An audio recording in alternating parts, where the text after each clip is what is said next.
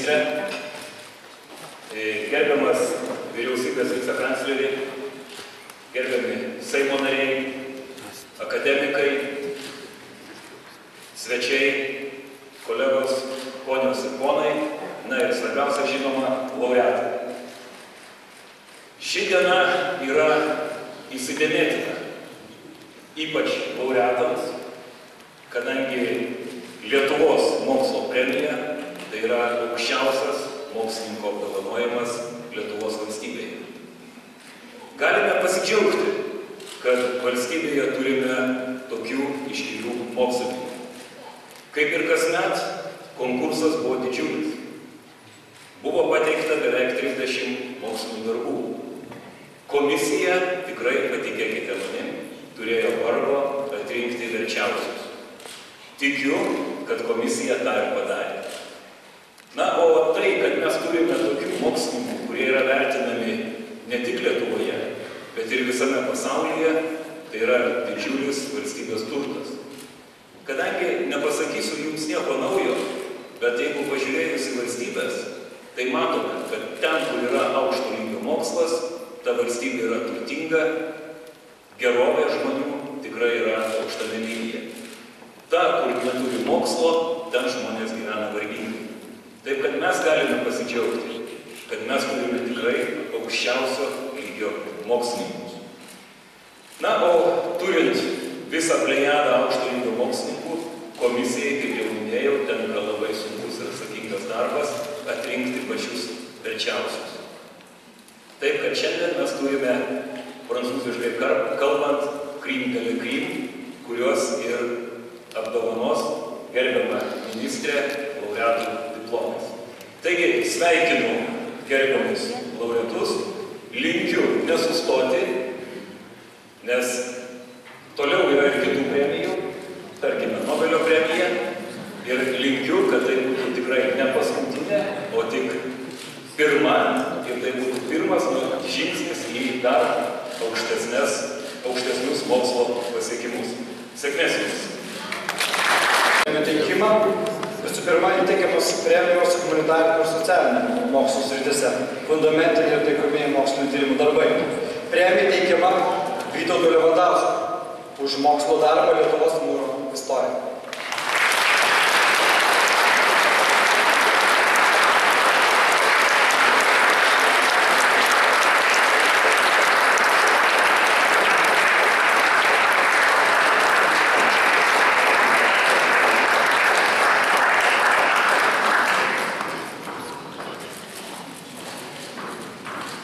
Dar viena premija humanitarinių ir socialinių mokslų srityje Artūrui Tereškinui už darbų ciklą kultūros, sociologijos ir kultūrinių studijų tyrimų.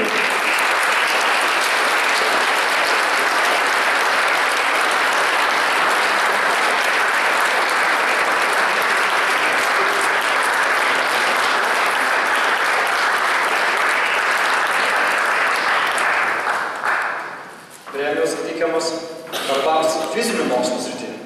Fundamentiniai ir taikomieji mokslinių tyrimų darbai Gyčiui Juškai, Kęstučiui Arlauskui, Kristijonui Ginevičiui už darbų ciklą Krūvininkų pernaša ir rekombinacija netvarkios santuokos medžiagose.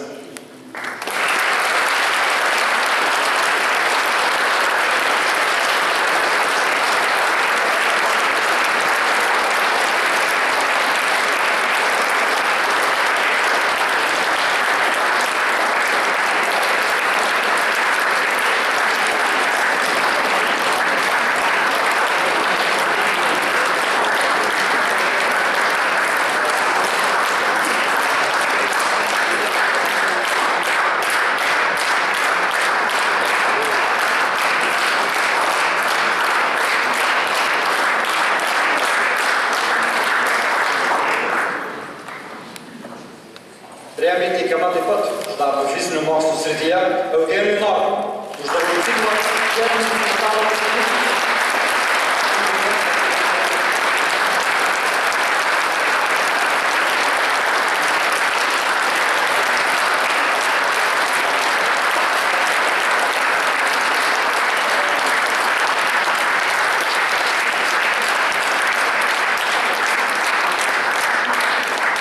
Teikiama premija biomedicinos ir žemės ūkio mokslo srityje fundamentinis ir taikomasis mokslinio tyrimų darbas Virgilijui Ulozui už darbų ciklo organinės gerklų ligos, biologinių žymenų paieška, inovatyvus prognostikos ir gydymo.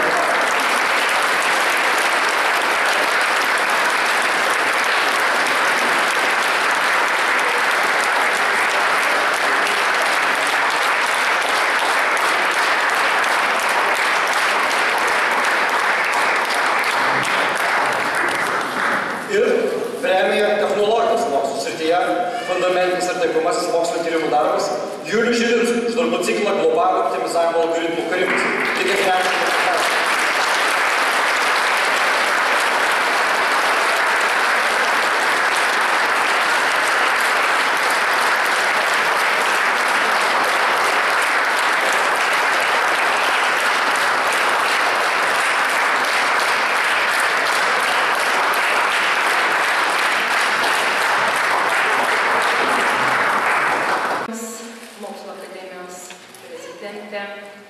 Mokslo premijų laureatai, garbioji akademinė bendruomenė ir visi šių iškilmių dalyviai.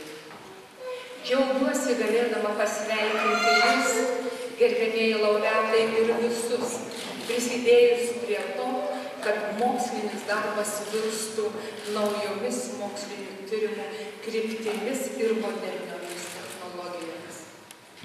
Mūsų valstybės pažangos pagrindiniai varikliai yra ir privalo būti mokslas, inovacijos bei kūrybingi, išsilavinę žmonės.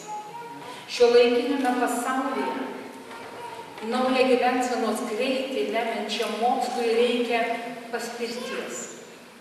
Švietimo ir mokslo ministerija nukreipia Europos Sąjungos struktūrinių fondų paramą į įvairias mokslo sritis ir turimas modernias laboratorijas, kurios sutelks mokslo kolektyvus dirbti naujos kartos technologijų erdvėse. Konkurencija verčia koncentruoti pajėgas ten, kur esame pajėgūs plėtoti aukščiausio tarptautinio lygio tyrimus, varžytis tarptautiniu mastu. Tačiau pabrėžčiau, kad svarbu ne tik siekti kuo aukštesnės mokslinių tyrimų rezultatų kokybės, bet kartu orientuotis į rezultatų perdavimą viešam ir privačiam sektoriams. Siekti šių rezultatų komercinės ir socialinės ekonominės naudos. 2015 metais vertindami Lietuvos mokslinę veiklą tarptautiniai ekspertai pastebėjo, kad esame per mažai konkurencingi tarptautiniu mastu. Todėl šiandien svarbu kuo aktyviau dalyvauti tarptautinėse mokslo programuose, tyrimo projektų vykdymui vienyti tarp institucinės ir tarpdisciplininės mokslininkų grupės. Lietuvos tapimas Europos molekulinės biologijos laboratorijos nare, prisijungimas prie Europos molekulinės biologijos mokslo tinklo, bendradarbiavimas su Europos branduolinių tyrimų centru CERN. Tai visa tai, manytume, sudarys galimybės Lietuvai aktyviau dalyvauti mokslo procesuose. Tikimės, kad esminių pasiekimų moksliniuose tyrimuose, inovacijų ir aukštųjų technologijų plėtros srityse padės pasiekti saulėtekyje veiklą pradėsiančių Nacionalinio fizinių ir technologijų mokslų centro bei Jungtinio gyvybės mokslų centro sutelktos pajėgos. Tačiau tam, kad pasiektume reikšmingų rezultatų, turime ypatingą dėmesį skirti vaikų ugdymui nuo pat mažens. Švietimo ir mokslo ministerijos vizija, mokslinių tyrimų kultūros diegimas šalies darželiuose ir mokyklose. Siekiame Lietuvoje sukurti mokslo populiarinimo tinklą. Jau po poros metų Kaune turėtų duris atverti mokslo ir technologijų populiarinimo centras 10 Lietuvos miestų įsikurs STEM centrai. Gamtos technologijų, inžinerijos, matematikos ir kūrybiškumo ugdymo centrai. O visos pradinės mokyklos, pagrindinės mokyklos, progimnazijos bus aprūpintos gamtos ir technologinių mokslų ugdymai reikalingomis priemonėmis. Tikimės, kad tai paskatins proveržį bendrajame ugdyme ir padidins mokslinių susidomėjimą, mokinių susidomėjimą mokslu. Daugiau dėmesio skirsime ir atitinkamam pedagogų rengimui. Sieksime, kad šalyje atsirastų kuo daugiau doktorantų ir jaunų mokslininkų. Tik bendromis pastangomis galime pasiekti didesnio šio mokslinių tyrimų srityje. Gerbiamieji laureatai, dar kartą dėkoju už reikšmingą indėlį puoselėjant Lietuvos mokslą ir linkiu tolimesnės mokslinės sėkmės, neišsenkančios kūrybinės energijos, sveikatos ir asmeninės laimės. Ačiū dėmesį. Labą dieną, gerbiami premijos laureatai, gerbiama ministrė, gerbiamas Mokslo akademijos prezidentė, visa Lietuvos mokslo bendruomenė. Man tikrai yra labai malonu Seimo švietimo mokslo ir kultūros komiteto vardu pasveikinti visus laureatus, pasidžiaugti, kad tikrai tiek daug garbių mokslininkų kovoja dėl šito garbingo apdovanojimo ir kad jūs esate laureatai, palinkėti jums kūrybinės sėkmės ir džiaugtis, kad Lietuvos mokslas nestovi vietoje. Kaip jau minėjo ministrė, šiais metais laukia didelis iššūkis, yra jau pateikti dokumentai dėl asocijuotos narystės CERN-e, kur mes visi laukiame, kad tai įvyktų, tai būtų dar platesnį horizontai mūsų fizikos mokslui, taip pat jaunimui, kuris galėtų ten stažuotis ir tobulintis. Ir aš tikiuosi, kad šitą procedūrą per 2017 metus bus užbaigta. Taip pat Seimo pečius ir ypatingai komiteto pečius, nebėjau to žodžio pasakyti, prislėgė nauja redakcija mokslo ir studijų įstatymo. Jau mes svarstėm praeitą sesiją, labai ilgai daug ten buvo pataisų ir pasiūlymų. Tačiau mes tikimės, kad Seimas svarstymo metu ir priėmimo metu atsižvelgs dar į naujus pasiūlymus ir tikrai mūsų komiteto uždavinys yra, kad tas mokslo ir studijų įstatymo nauja redakcija būtų priimta. Ir manau, kad priėmus tą redakciją, tuo pačiu pagerės darbo sąlygos ir kokybė visų mokslininkų, kadangi ten mes planuojame tiksliau ir plačiau apibrėžti mokslo akademijos ir Lietuvos mokslo tarybos funkcijas ir uždavinius. Tokia yra Seimo uždavinė artimiausia, kas dėl mokslo. Ir aš tikiuosi, kad Lietuvos mokslas toliau vystysis, plėtosis ir mes matysime ateityje daug šitos garbingos premijos laureatų. Ir aišku, viena tokia su šypsenėlė pastaba, tikiuosi, kad kaip sekantis apdovanojimas, tai bus išlaikytas ir lyčių lygybės įstatymas. Ir tarp šitų garbių vyrų mes matysime ir pakankamai garbingas ir moteris. Tai linkiu dar sykį visiems kūrybinės sėkmės, naujų mokslo atradimų, kurie garsintų Lietuvą visam mokslo pasaulyje. Ačiū. Darbas, už kurį man suteiktas šis labai reikšmingas apdovanojimas, yra skirtas Lietuvos mūro istorijai. Man visada atrodė, kad mūras yra Lietuvos istorijos veidrodis. Mūro pilis gynė kraštą, mūro bažnyčiose tvirtėjo mūsų krikščioniškas įsitikėjimas, rūmai reprezentavo Lietuvos didžiosios kunigaikštystės galybę, mūras keitė kaimo kultūrą į miestietiškąją, mūras kentėjo nuo karų, gaisrų, sprogimų, potvynių, bet ir vėl atgimdavo, įgaudamas naujų savo laikmečio bruožų. Mūro pradžia buvo svarbus riboženklis, nuo kurio senoji baltų kultūra pradėjo orientuotis į vakarų Europos civilizaciją. Tiksliai nežinom, kada Lietuvoje mūro statyba prasidėjo. Tačiau galima manyti, kad kol nebuvo valstybės, nebuvo ir mūro. Tad turime istorinį tarpsnį netokį jau ir ilgą, nesiekinti nė 1000 metų.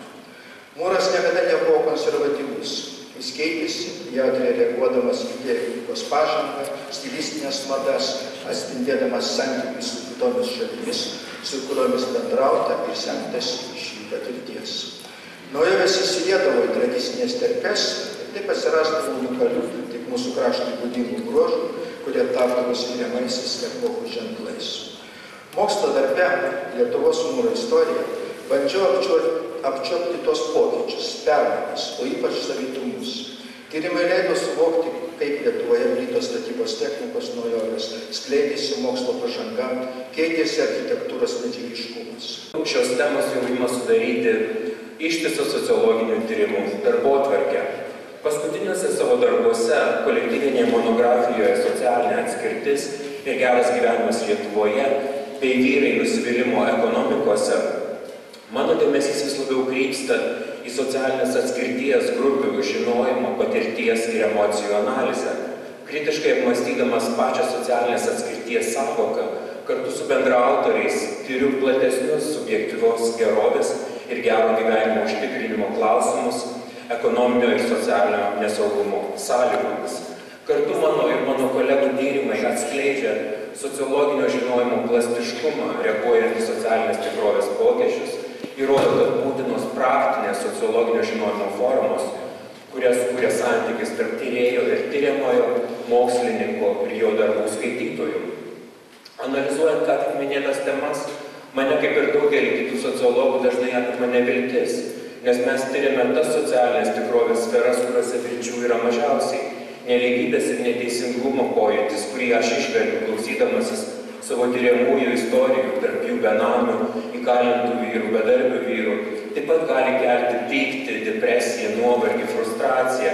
Tačiau, kad ir ką išgyventum, visada reikia turėti galvoje, kad tiek socialinis tyrimas, tiek socialinė politika be vilties vargu ar yra įmanomi. Viltis leidžia suvokti, kad taip, kas mums kelia siaubą, pyktį ir įniršį, nėra neišvengiama, nors gali atrodyti, kad tyrėjai nieko negali pakeisti. Visos šios emocijos, kurios paverčia mane, kaip aš sakau, depresyvių realistų, dar labiau įkvėpia mane permąstyti šiuolaikinės Lietuvos visuomenės dalyvavimo, priklausimo, susiskaldimo, socialinių sąlygų ir kitus procesus. Aš manau, kad ir ši mokslo premija taip pat yra šios vilties ženklas. Labai ačiū. Tikrai malonu sužinojus apie mūsų darbo krūvininkų pernašą rekomendacinę tvarkios sandaros medžiagos įvertinimą. Kas tai netvarki medžiaga? Tai visos medžiagos išskyrus kristalą. Fizikam aprašus elektroninį elgesį kristale buvo sukurta puslaikė elektronika. Už tai 1956 metais Šokley, Bartonas ir Biltenas gavo Nobelio premiją. Tačiau gamta ir gyvybė susikūrė ne kristaluose. Elektronų dinamika netvarkioj medžiagoj yra labai sudėtinga. Ir tik tai 1977 metais Motas ir Andersonas buvo apdovanotas Nobelio premija už elektroninių procesų aprašymą netvarkiose struktūrose. Tada ir išsivystė amorfinių, mikrokristalinių ir nanokristalinių darinių elektronika. O dar vėliau 2000 metais Alanas Zigeris gavo Nobelį už žvaigždžių polimerų sintezę ir taikymą. Tai išsivystė organinė elektronika. Mūsų indėlis tai buvo pasiūlyti krūvininkų pernašos ir kombinacijos tyrimo metodai ir bei jais remiantis išaiškinta daug stebimų reiškinių, kadangi kristalų tyrimo metodai netinkami netvarkiom struktūrom tirti. O rezultatai, senesnis rezultatas buvo amorfinė selenės krūvinė ionizacija, bet darbas tęsiamas kartu su Kanados mokslininkais, kuriantis rentgenologijos ir didžiosios raiškos rentgenografinės kameras. Daug dirbame su amorfiniu hidrogenizuotu silicio, mikrokristaliniu siliciu, kadangi jie buvo pradėti taikyti saulės energetikai kaip daug pigesnė medžiaga negu kristalinis silicis. Tai čia dirbom daug su Čekijos mokslo akademijos, su Japonijos mokslininkais, Meksikos. Pagrindinai tai yra, dabar perėjom prie organinių medžiagų tyrimo. Tai čia daug prisidėjo bendradarbiavimas su Abo universiteto mokslininkais iš Suomijos, Keplerio universiteto iš Austrijos, Erlangeno universiteto iš Vokietijos, Queenslando universiteto iš Australijos, taip pat Verko firma iš Anglijos, chemikai iš Kauno technologijos universiteto. Tai sąlygoja tai, kad jau dabar net pasiektas saulės elementų efektyvumas 21%, o tai viršyje tai, kas pasiektas amorfiniu silicijų, priartėjo prie kristalinio silicio, o tai daug pigiau. Ir kažkas yra pasakęs, kad laimingas tas žmogus, kuris ryte su džiaugsmu išeina į darbą, o vakare džiaugsmingai grįžta namo. Na, šiek tiek modifikuočiau šitą, kad su džiaugsmu nelabai anksti ryte išeina į darbą ir nelabai vėlai vakare grįžta namo. Taigi aš manau, kad aš esu tikrai laimingas, turiu puikią šeimą, labai darbštų ir gražų kolektyvą. Čia aš replikuodamas turbūt Seimo kultūros ir švietimo mokslo komiteto pirmininkų, kviečiu į svečius, pas mus lyčių balansas yra tikrai geras. Šitų vyrukų yra 18 moterų. Noriu pasakyti, gražių ir darbščių. Va, tai toliau kalbant apie tiesiog, kadangi darbe skamba pavadinimas chemija, tai aš šitas vėžės buvau įstatytas turbūt nuo ankstyvos vaikystės, nes tėvas yra profesorius chemijos, buvęs akademijos narių eksperto, mama taip pat baigusi Vilniaus universiteto chemijos fakultetą, aš jiem pamojuoju, jie atrodo žiūri tą tiesioginę laidą. Na, žmona irgi chemija. Nu, tai kur jau dingsi, tai teko ir man užsiimti tais cheminiais darbais. Nors kažkas pasakęs yra irgi įdomi, kad tie vaikai, kurie renkasi tėvų specialybę, turi ne tiek jau daug ir fantazijos. Nu, kas gali tame į galimybę, bet pastovumą turiu. Tai reiškia, baigęs universitetą, aš jau beveik 40 metų dirbo chemijos institute, kuris per tą laiką spėjo 2 kartus pakeisti pavadinimą, o aš pavardės. Apdovanotai darbų ciklą sudaro 3 dalys. Jos yra tokios: fundamentiniai tyrimai laringologijoje, inovatyvių gerklų ligų diagnostikos, chirurginio ir konservatyvaus gydymo metodikų kūrimas ir diegimas ir informacinės technologijos laringologijoje. Dirbdamas kasdieninį praktikinį gydytojo darbą ir diegdamas inovatyvias gydymo diagnostikos technologijas, visuomet jaučiau, kad siekiant geresnių gydymo rezultatų, tiek diagnostikos, būtini moksliniai tyrimai, kurių galutinis rezultatas yra geresnis mūsų gydomojo darbo efektas. Taigi, tyrimai iš vienos pusės turi būti atliekami fundamentiniai srityje, iš kitos siekiant įdiegti pačias naujausias technologijas ir informacinės. Taigi, fundamentinių mokslo srityje mūsų darbai buvo skirti matrikso metalo proteinazių tyrimams gerklų vėžio audinyje, kas leido geriau suprasti šios sunkios ligos vystymosi mechanizmus, lokalaus plitimo, metastazavimo kelius ir net šių žymenų įvertinti prognostinę svarbą ligos eigai. O kalbant apie patį darbą, tik tai pavadinime daug mažo tai kažkur tai girdėti, gal lygiagretimas kažkoks gal bendrai mažiau žinomas, kad kaip po vieną, tai viskas visumoje, tai netaip lengva suprasti, kas ten yra. Tai džiugu, kad komisija įsigilino į tą darbą ir atrinko jį premijuoti. Na, o aš pabandysiu šiek tiek gal paaiškinti, kas ten yra daroma. Na, tai vienas iš pagrindinių žodžių yra optimizavimas. Tai intuityviai suprantama, kaip kažko gerinimas. Tai mes dažnai girdim net ir žiniose, ten universitetų tinklo optimizavimas, ar ten švietimo tinklų optimizavimas ir kažkieno gerinimas. Na, o formaliai tai yra išrinkimas kažkokio sprendimo, kuris yra geriausias tam tikrą prasme. Mes tą gerumo kriterijų vadiname tikslo funkciją. Na ir ieškome tokių sprendimų, na, kurie būtų geriausi tam tikrai situacijai. Tai labiau įprasta tiesiog be žodžio kalbantusis optimizavimas, tai tokiu atveju galima sakyti lokalusis optimizavimas. Tai kai ieškoma kažkokioj tai aplinkoje, tai mes galime eiti žemyn dauboje ir rasti daubos apačią. Na, o kai tik tos tikslo funkcijos lieka, tų daubų gali būti daug, tai kalbam apie globalią optimizaciją. Mes nematom kitų daubų, bet mes vis tiek turim surasti, kur yra pati geriausia vieta. Atrodytų yra galbūt ir nelabai akiai patrauklus, bet iš tikrųjų labai didingas. Ir šie pasiekimai liudija, kad pirmin einama šiuolaikinio pasaulinio lygio mokslo keliu.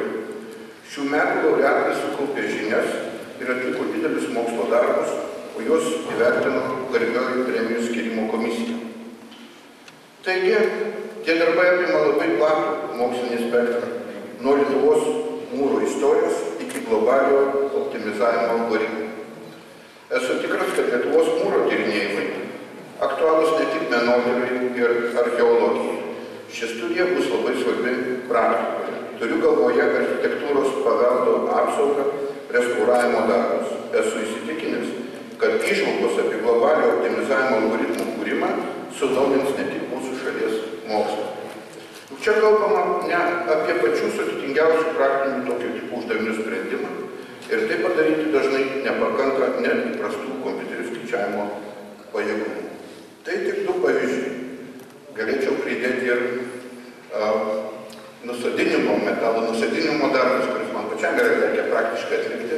Iš tų labai įdomių darbų gaunama tokia stebuklingoji chemija, kada nors galima bus parodyti. Taigi, šie darbai yra svarbus ne tik Lietuvai, jie yra svarbus labai svarbus ir visam pasauliu. Vyriausybė visados rėmė ir rems šalies mokslą. Ir esant finansinėms galimybėms įsipareigoja tik didinti šios paramos mastą. Noriu pasakyti, kad premijos yra nei sutaupytų lėšų, nei išmokytų atlyginimų, o tiesiog tai buvo planinės lėšos skirtos šių metų valstybės biudžete. Taigi, tegul šios mokslo premijos įkvepia jūs įspūdingiems atlikiems darbams ir ragina drąsiai eiti naujais įdomių ieškojimų bei garsių atradimų keliais. Sėkmės jums, garbės.